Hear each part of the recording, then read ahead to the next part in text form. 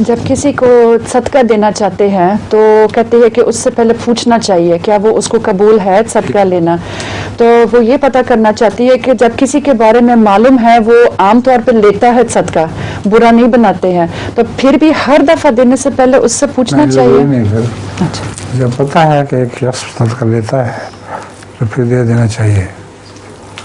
और हज़रत सल्लल्लाहु अलैहि वसल्लम के ज़माने में सहाबा रात के वक्त निकला करते थे सदका देने के लिए, क्योंकि उनको एक ख्याल होता था कि रियाकारी ना हो जाए, कहीं कोई देख ले तो उस एहसान का बदला उतारने की कोशिश करे।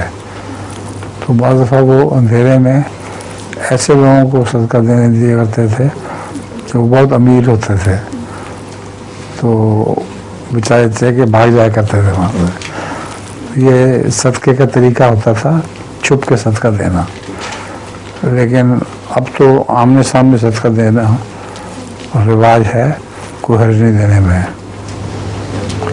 छुप के देना हो तो जमात की मार्फत सदका दिलवा सकते हैं। लतीफ़ा है, सुनाए। एक आदमी होता है, उसे दो कबीलों की लड़ाई देखने का बहुत शौक होता है।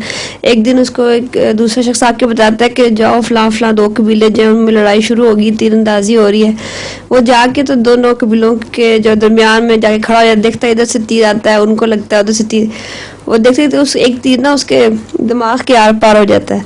उसी वक्त उसको लेके जाते हैं जल्दी जल्दी हॉस्पिटल में। तो ऑपरेशन करने के लिए जो सर्जन होते हैं वो कहते हैं कि ये तो बचने का इसका चांस है, लेकिन मसला है अगर इसका ये तीर निकाला ना तो शायद इसका दिमाग हिल जाएगा, ये खतरा है, इसलिए ऑपरेशन करें या ना करें।